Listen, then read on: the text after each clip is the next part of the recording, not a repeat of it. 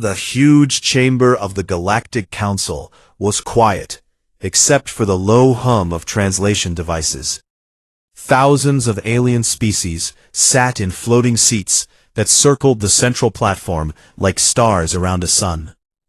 Light from 100 different colored suns came through the giant windows. The air smelled of ozone, sweet plant sap, and metal polish. At the very edge of the circle, in the smallest and plainest seat, sat the human delegation. 5 people in simple gray uniforms. No bright colors, no glowing jewelry, no extra arms or tentacles or crystal skin. Just 5 humans with tired eyes and straight backs. They had been members of the Council for only 30 Earth years. That was nothing in galactic time. Some species here had sat in these seats for 10,000 years or more. The Vexari were tall crystal beings who sang their words in high notes. The Lyrath looked like walking trees with leaves that changed color when they spoke. The Korath were built like armored bears, 7 feet tall, with voices like grinding stones. The humans had come in peace. They wanted friends. They wanted trade. They wanted room to grow. But every time they asked, the answer was no. No new colonies for at least 200 years, the High Arbiter would say.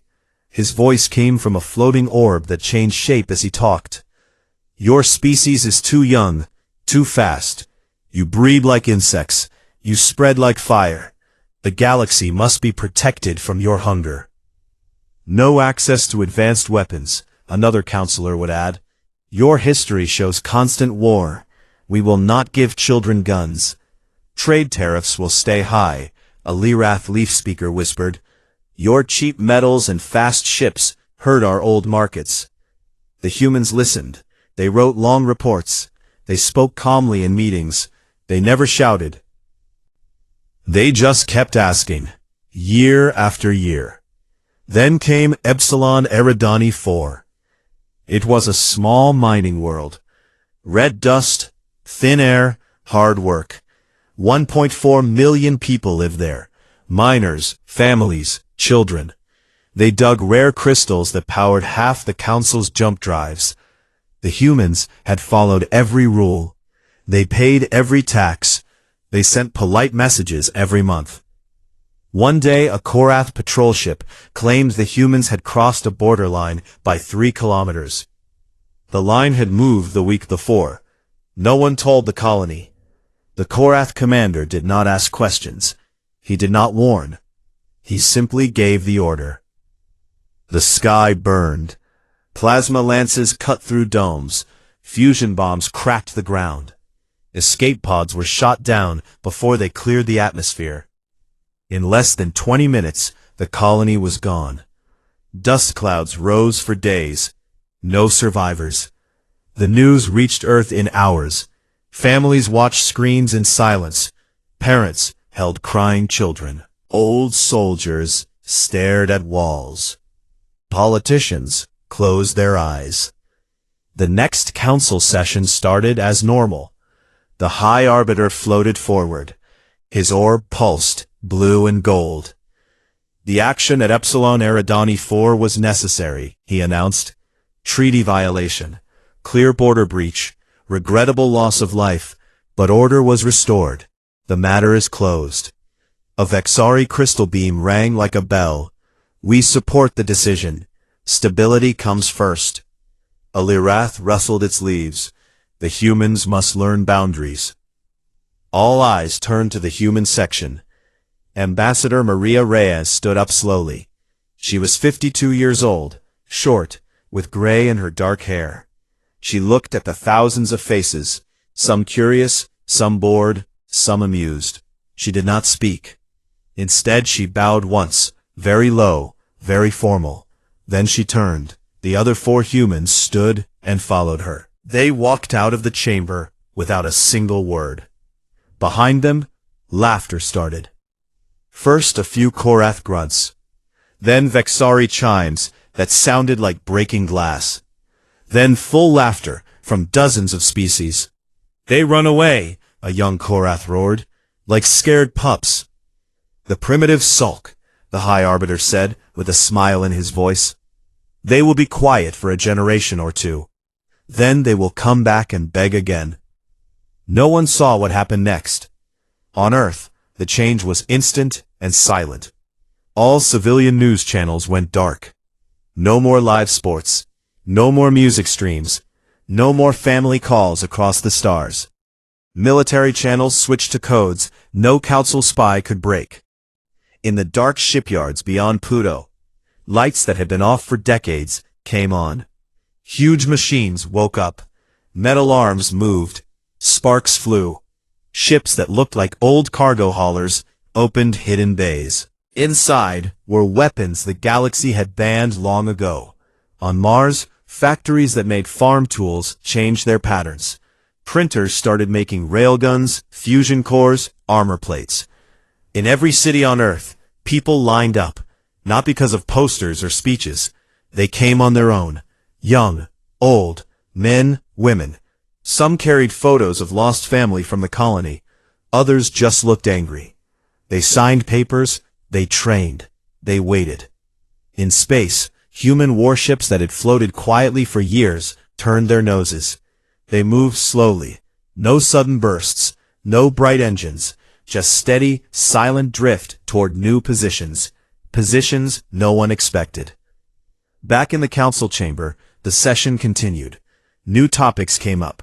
Trade deals. Border maps. Someone proposed higher taxes on human goods. No one noticed the human seats stayed empty. No one noticed Earth's messages to the outer colonies stopped. No one noticed the quiet. 7 standard months passed. The laughter in the council had faded to jokes. The humans are still hiding, people said. They learned their place. A few old diplomats remembered the old files. The ones marked, Human First Contact, Extreme Caution. They spoke softly in private rooms. These creatures do not forget, one said. They wait, another answered. They plan. But no one listened. Then one day a single probe appeared above the Korath homeworld. It was small, unarmed, no shields, just a metal ball with a single antenna. It sent one message on every open frequency. Clear voice, no anger, no shout, just calm words. 7 months, 1 for each million. Consider this your only warning. The probe waited 10 seconds. Then it turned to dust in a small flash. On Korath Prime, the warrior clans laughed again. A toy, they said. A child's threat. But in the council chamber, the laughter stopped. The High Arbiter's orb flickered. For the first time in centuries, he felt something cold move inside him. He looked at the empty human seat, and he wondered, too late, what had been growing in the silence. The silence lasted 7 standard months. 7 months of nothing loud. No angry speeches. No marching fleets. No burning messages across the stars. Just quiet. On Earth, the days felt heavy. People went to work. Children went to school. Shops stayed open, but everyone moved differently now. Faces were harder. Eyes looked farther. Conversations stayed short. In the big cities, screens that once showed news and games now showed only black.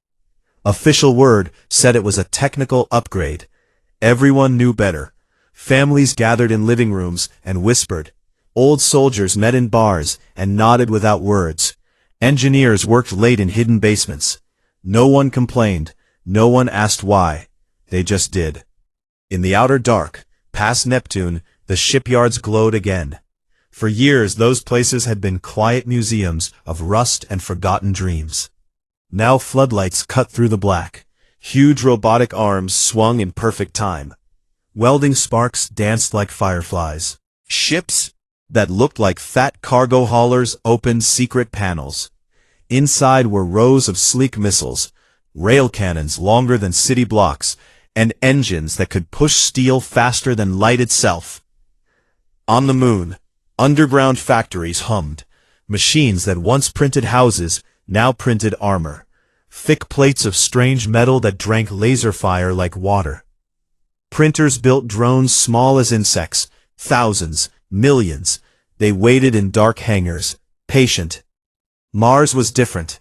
The Red World had always been busy. Now it was busy in secret. Domes that grew food switched to growing soldiers, not with food, but with training sims. Young people ran through virtual battles day and night. They learned to fight in zero gravity. They learned to board enemy ships. They learned to die if needed, but never to lose. Volunteers came without being asked. A mother whose son died on Epsilon Eridani signed up. A mechanic who fixed colony rigs now fixed dreadnought guns. A teacher brought her whole class to help pack supplies. No speeches needed. The grief was enough. The anger was enough. In space, the human navy moved like ghosts. Old frigates drifted to new orbits. No bright engine flares. No radio chatter. Just slow, cold shifts. They gathered in places the Council never watched. Dark Lagrange points. Empty asteroid belts. Places where sensors saw only dust. Council spies tried to listen. They got nothing. Human encryption had changed overnight. Old codes became useless. New ones used math the galaxy had never seen. One Vexari codebreaker stared at the patterns for days. Then he rang softly and said, "This is not encryption. This is art." He shut down his station and never spoke of it again. In the council chamber, life went on. Sessions filled the days. They argued about mining rights. They voted on new taxes. They laughed about the humans. Still no word from Saul, a Korath general grunted one day. They hide in their cradle like frightened young. The High Arbiter's orb pulsed with amusement. Let them hide. Their anger will cool. In a century, they will beg to return.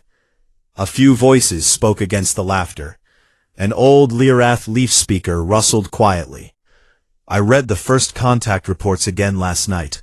Humans do not cool. They wait, like ice on a mountain. Then they move all at once. The chamber laughed louder. The old Lyrath folded her leaves and said no more. Then the probe came. It appeared without warning above Korath Prime. One moment the sky was empty. The next, a small silver sphere hung in high orbit. No drive flare, no heat. It just was there. Korath defense grids lit up.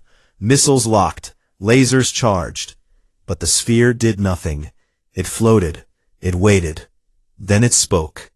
A calm human voice filled every radio, every screen, every public speaker on the planet. 7 months, it said. 1 for each million lost. Consider this your only warning. The voice was not loud, not angry, just clear. Like a teacher stating a fact. 10 seconds passed. The sphere flashed once, small and clean. Then it was gone. Not destroyed, just gone.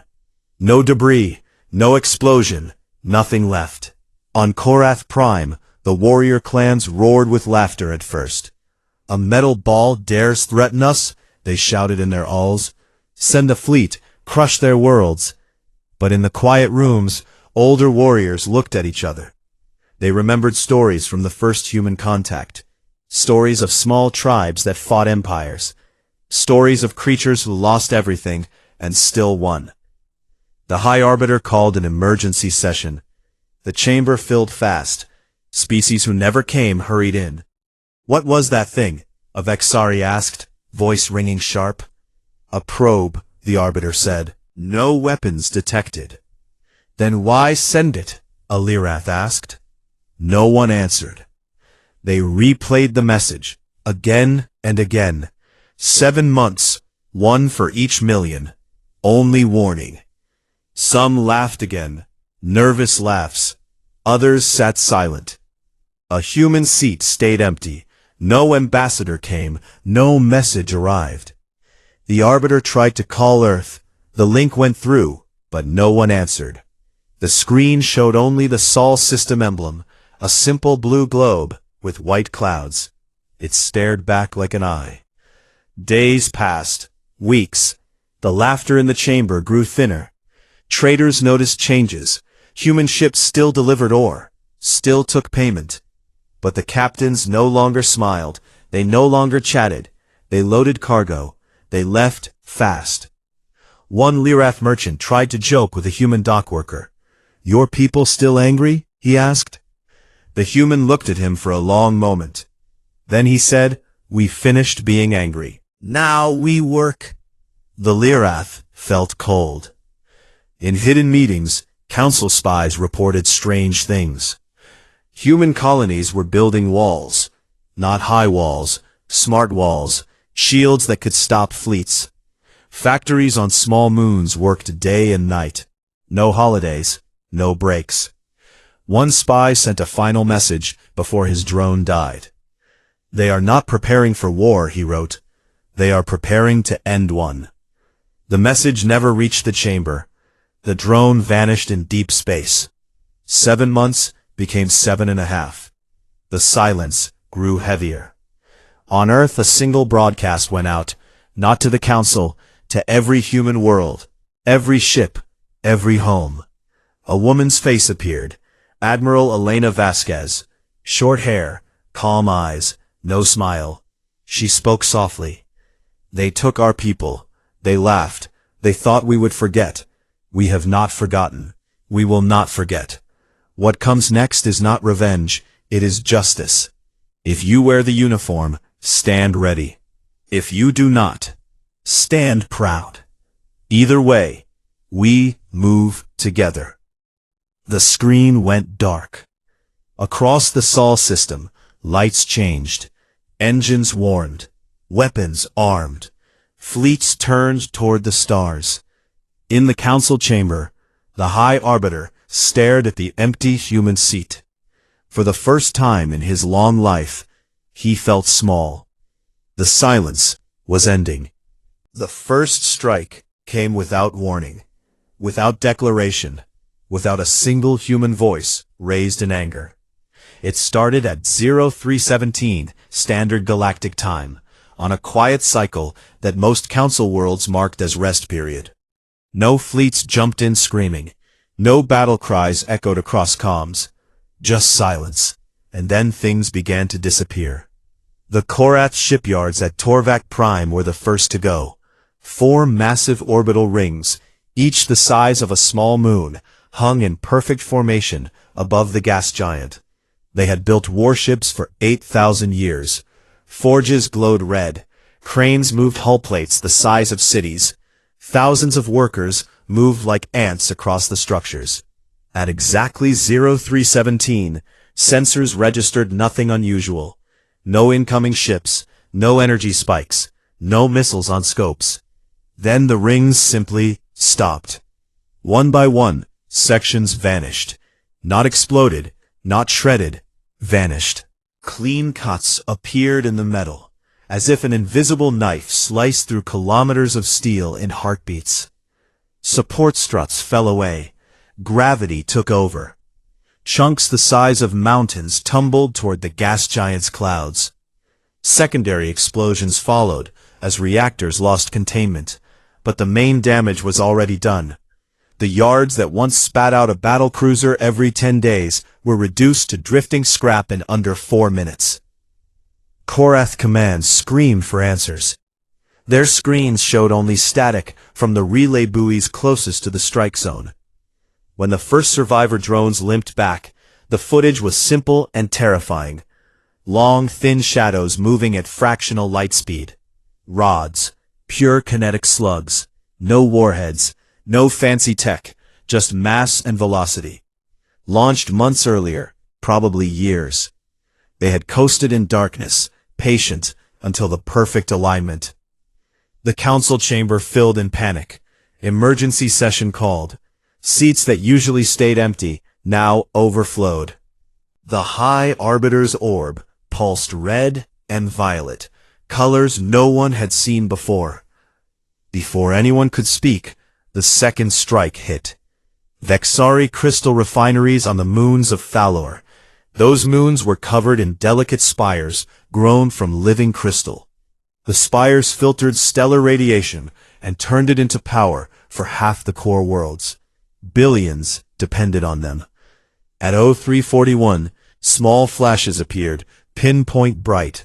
Antimatter charges, tiny ones, placed with surgical care. The charges did not destroy the moons. They cracked them. Hairline fractures spread like lightning across glass. The crystal sang in agony, a sound that traveled through vacuum on carrier waves. Then the spires shattered. Shards the size of towers spun away. The refineries went dark. Power grids across 3 sectors flickered and failed.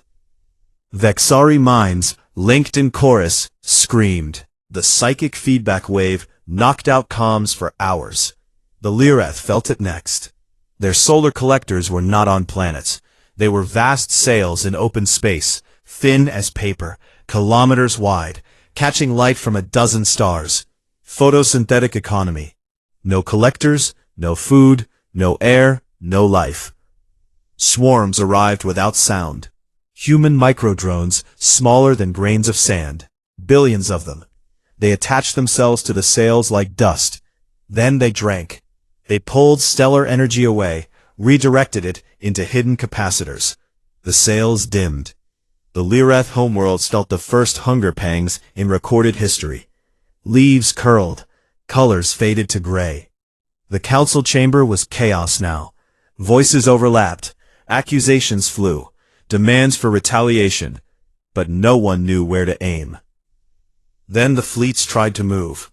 Every major hyperlane beacon in council space had been swapped. Not destroyed.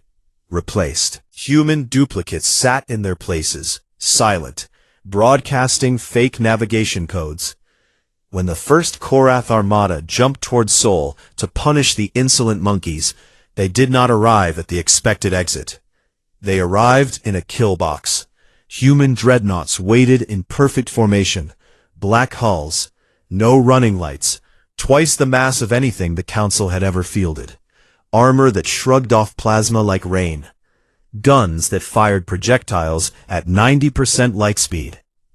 The Battle of Sigma Draconis Relay lasted 17 minutes.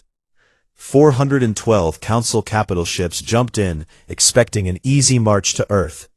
They found walls of steel and fire. Human ships did not dodge. They did not dance. They advanced in line, steady, uncaring. Their main batteries spoke once. Slugs punched through shields like paper. Secondary batteries raked the survivors. Point defense grids ate missiles before they could arm.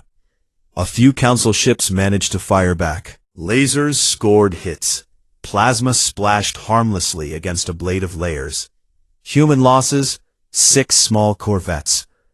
The crews had volunteered to act as bait, drawing fire while the main line closed. When it ended, the relay was a graveyard. Twisted metal, frozen bodies, drifting reactors leaking blue fire. The council watched the footage in silence.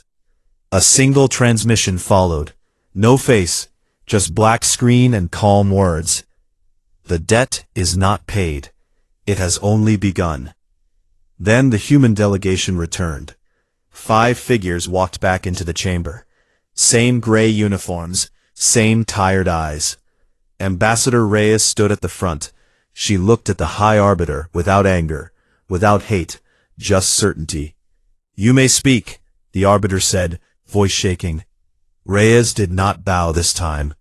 She raised a hand. Every view screen in the chamber lit up. Faces appeared. 1.4 million faces from Epsilon Eridani 4. Men, women, children, minors, teachers, babies. Arranged in a perfect mosaic, eyes open, smiling in old photos, laughing, living. The images stayed for exactly 7 minutes. No sound, no words, just the faces. When the 7 minutes ended, the screens went black. Reyes spoke then, soft, clear. "That was the cost of your regrettable collateral. 7 minutes for 7 months. 1 second for each life lost. We gave you time to think. You laughed. Now think again." She turned. The delegation walked out once more. This time, no one laughed. The High Arbiter stared at the empty seat. He tried to speak. His orb flickered. No words came. Across known space, council worlds felt the change. Power grids failed in sequence. Trade routes went quiet. Alien merchants found human ports closed. Not locked, just empty. No dock workers, no loaders, no greetings. A Korath battle group tried to raid a human supply convoy. They found the convoy gone, and a single automated beacon in its place. The beacon spoke one line before it self-destructed. Next time, we do not miss. Panic spread like fire through dry grass. Species that had never feared anything felt it now. The Vexari crystal mines calculated defeat probabilities that rose too fast. The Lyrath leaves wilted even in bright light. The Korath warriors sharpened blades and wondered who they would use them on. In hidden bunkers on Earth, admirals watched the reports. No cheers, no victory dances, just nods. Admiral Vasquez stood at a hollow table. Maps of council space glowed around her. Phase 1 complete, she said quietly. An officer looked up. They will beg soon. Vasquez shook her head. They will beg when we let them, not before. She touched a control. New markers appeared on the map. Thousands of them. Porting inward. Toward the core. Toward the heart of the old galaxy. The silence had ended. The rage had only just begun. The rage did not explode like a bomb. It did not shout or scream across the stars. It moved forward like a slow, heavy wave. Steady, unstoppable, cold. Humanity stopped being careful. Phase 2 began on the morning of the 83rd day after the probe above Korath Prime. No announcement, no final warning, just action. First came the gas giants. Council worlds depended on them. Jupiter-like planets supplied helium-3 for reactors, methane for plastics, ammonia for fertilizers. Human ships appeared around the biggest ones, not in fleets of thousands yet, small groups, 10, 20, enough. They fired deep lances, long, thin beams of pure fusion fire that punched into the atmosphere, not to destroy the planet, to crack it open. The gas layers boiled. Storms the size of continents raged for days. Then the extraction rigs arrived, massive scoops that drank the fuel like whales drinking krill. In weeks, entire sectors ran dry. Lights dimmed on distant worlds. Factories slowed. Ships sat idle at docks. The council screamed in outrage. Piracy, they called it. Theft of common resources. Earth sent one reply, text only, no voice. Common resources require common respect. You showed none. Next came the Dyson swarms. Around the older stars, thin rings of solar collectors floated in millions. Ancient tech, some built before humans walked upright. They fed power to entire systems. Human drones arrived in silence. Not swarms this time, precise teams. They landed on the collector panels. Small cutting tools worked for hours. Panels detached. Whole sections drifted away, towed to human jump points, vanished. The Lyrath felt it worst. Their leaves needed constant light. Without the full swarm output, photosynthesis failed. Billions entered torpor. Colors drained from forests. Cities grew quiet as air recyclers struggled. A Lyrath elder broadcast a plea. We did not order the attack on your colony. Spare us. The human response was short. You sat in the chamber. You voted yes. You laughed. No more words followed. Then the moons moved. Not all moons, just the important ones. The ones with shipyards, the ones with defense grids, the ones that held ancient temples or royal vaults. Human tugs appeared. Huge engines strapped to rock.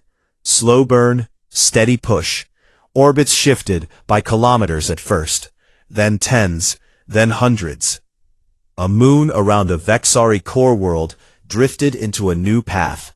Its gravity tugged at the planet below. Tides rose. Cities flooded. Crystal spires cracked from stress. The Vexari mind hive panicked, their linked thoughts fractured. Some minds shut down forever, rather than face the chaos. Korath warrior clans tried to fight back. They sent hunter packs, fast raiders meant to strike and run. They found human picket lines instead. Walls of automated turrets in deep space. Railguns spoke. Hunter ships became clouds of sparks. One Korath captain broadcast before his ship died. "We die with honor." A human voice answered, calm, tired. "Honor died on Epsilon Eridani. This is not about honor anymore." The council sued for peace. A delegation arrived at the old neutral station near the galactic core. Alien envoys in their finest robes and crystals and armor. They waited for hours. 5 humans walked in. No ceremony. No bows. Admiral Vasquez stood at the front this time. Not the ambassador. The soldier. She placed a single data pad on the table. "Terms," she said. The pad listed 3 things. 1. The Galactic Council dissolves. Today, forever. 2. Reparations. 10 times the value of the lost colony. Paid in raw materials, habitable worlds, full tech libraries, delivered within 1 standard year. 3. All space within 200 light-years of Sol belongs to humanity. No questions, no patrols, no visitors without permission. The High Arbiter stared at the words. His orb dimmed to almost black. "You cannot demand this," he whispered. Vasquez looked at him. "We already have." She turned the pad. A live feed appeared. Across council space, small flashes bloomed. Not weapons, probes, tiny silver seeds. They were von Neumann machines, self-replicating, the Prometheus Cascade. Dropped months earlier in secret, hidden in asteroid fields, buried in dead moons, floating in nebulae. Now they woke. They ate rock. They ate metal. They built copies of themselves. Faster. Faster. Exponential. In days, 1 became 10. 10 became hundreds. Hundreds became thousands. Each new machine carried blueprints, not just drones, full warships, armor, guns, engines. Human factories in Sol had built the first ones. The Cascade built the rest. By the end of the week, the human fleet numbered in the thousands. Not fancy, not beautiful, just big, thick, angry. Council navies tried to stop them. They jumped into ambushes, found walls of new hulls waiting, fresh paint, fresh crews, fresh rage. One battle at the Orion Arm Relay lasted less than an hour. A combined fleet of 600 ships met 4,000 human vessels. The council ships fired everything they had: lasers, missiles, plasma. Human ships soaked it up, then answered. When the smoke cleared, 3 council ships limped away. The rest were scrap. The High Arbiter watched the feed in his private chamber, alone. He tried to calculate odds. The numbers refused to stay still. They grew. Ancient species who had ruled for millennia felt small now. Vexari crystals cracked under the weight of impossible futures.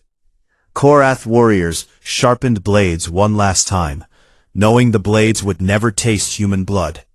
Lyrath leaves fell in silence. The council called another session. Half the seats stayed empty. Many species had already sent surrender messages. Quiet ones. Private ones. "We yield," they said. "We accept terms. We beg." The High Arbiter stood before the remaining councilors. "We must fight," he said. No one answered. He looked around. Empty eyes, wilted leaves, dim crystals. He sat down. For the first time in 10,000 years, the chamber was truly silent. On Earth, Admiral Vasquez watched the same feeds. No victory shout. She touched a comm panel. "Prepare Phase 3, she said quietly. An officer nodded. "Sol stands ready." Vasquez looked out a viewport. Stars burned cold and bright. They thought we were weak because we waited, she said to no one. They thought we were kind because we asked. She closed her eyes for a moment. Now they learned. The wave kept moving, slow, heavy, unstoppable, and the old galaxy trembled. The end came quietly at first. No grand explosions across the sky, no final speeches that shook the stars, just the slow closing of a very old door. The Galactic Council Station hung at the center of everything, a giant wheel of crystal, metal, and living wood. It had stood for 12,000 years. Species came here to argue, to trade, to make laws that lasted forever. Now the wheel turned slower. Lights dimmed in empty corridors. Many docking bays stayed dark. Half the seats in the main chamber were empty. Species had left one by one. Some sent quiet surrender messages and vanished into their home systems. Others simply stopped answering calls. The once noisy hall echoed with wind from the ventilation shafts. The High Arbiter sat alone on his raised platform. His orb no longer changed colors. It glowed a weak, steady gray. He looked smaller than before. Older. Tired. A soft chime sounded. The main doors opened. Not in a rush. Not shouting. They moved in perfect lines. Black armor, faceplates down, rifles held low but ready. They took positions around the chamber walls. No one spoke to them. No one dared. Then Admiral Elena Vasquez entered. She wore the same gray uniform as always. No medals, no cape, just the small pin on her collar that showed she commanded the Sol Fleet. She stopped at the center of the floor, looked up at the Arbiter. No bow, no salute. The Arbiter tried to speak first. His voice came out thin. We are ready to discuss terms again, he said. Perhaps a new council. Shared power. We admit our error. We underestimated your strength. We ask for mercy. Vasquez did not answer right away. She looked around the chamber, at the empty seats, at the faded banners of ancient species, at the view screens that once showed 1,000 thriving worlds. Many now showed only static or dark. Then she spoke, almost gentle. You taught us something, she said. You taught us the galaxy runs on strength, not on words, not on treaties, not on laughter at the weak, on strength. We listened, we learned, very well. She raised one hand. A holo display appeared between them. It showed the galaxy map. Red markers covered most of the old council space. Thousands of them. Human fleets, human stations, human colonies spreading like roots. Phase 3 is complete, she said. Your fleets are gone. Your shipyards are ours. Your power grids feed our worlds now. Your people wait in their homes. They do not fight. They wait to see what happens next. The Arbiter's orb flickered. What happens next? He asked. Vasquez looked straight at him. Earth does not want your worlds, she said. We do not want your people dead. We want the old order gone. Forever.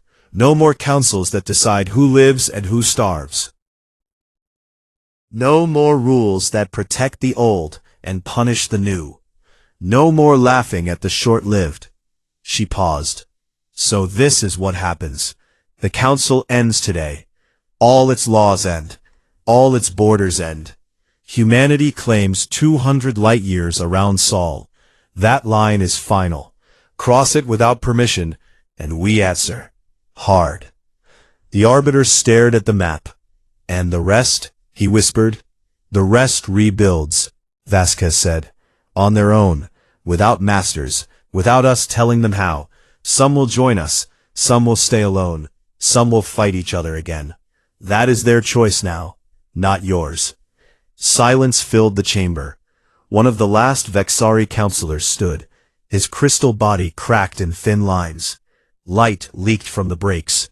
We ruled for so long, he said. His voice rang weak. We thought time made us wise. Vasquez turned to him. Time made you comfortable, she said. Not wise. The Vexari sank back into his seat. A Korath warrior, old scars across his armor, growled low. We could still fight, he said. One last stand. Honor in death. Vasquez looked at him. You can, she said, if that is what you want. But your clans know the truth. Your ships are scrap. Your young are tired of dying for nothing. Honor is a luxury you can no longer afford. The warrior lowered his head. His shoulders shook once. Vasquez turned back to the Arbiter. Sign the dissolution, she said, or do not. It changes nothing. The galaxy already knows. A small pad floated to the Arbiter. Simple text. One line. I, on behalf of the Galactic Council, declare it ended. The Arbiter stared at the words for a long time. Then his orb touched the pad. A soft glow. The signature appeared. The chamber lights dimmed for a moment, then brightened again. It was done. Vasquez nodded once. Marines, she said quietly. Secure the station. No harm to anyone who does not resist. The soldiers moved. Efficient. Quiet. The Arbiter watched them. What will you call this new age? He asked. Vasquez thought for a moment. We will not call it anything, she said. Names are for stories. This is not a story. This is what happens when you push too far. She turned to leave. At the door she stopped. Looked back. Earth released its rage, she said, soft, almost sad, and the galaxy will remember why it should never have been provoked. Then she walked out. The doors closed behind her. In the empty chamber, the High Arbiter sat alone. His orb went dark. Outside, human ships took up guard positions around the wheel. No cheering, no flags waving, just steady watch. Across the stars, messages went out. Not threats, not victory cries, simple statements. To every species. The old rules are gone. Make new ones, or live without any. Some worlds celebrated in quiet ways. Others mourned. Many just turned inward and began to rebuild. On Earth, people watched the feeds. Families sat together. Children asked questions. Parents answered honestly. No parades filled the streets. No fireworks lit the sky. People went back to work. To life. But something had changed inside them. They walked taller. They spoke softer. They looked at the stars without fear, because the stars now looked back and remembered.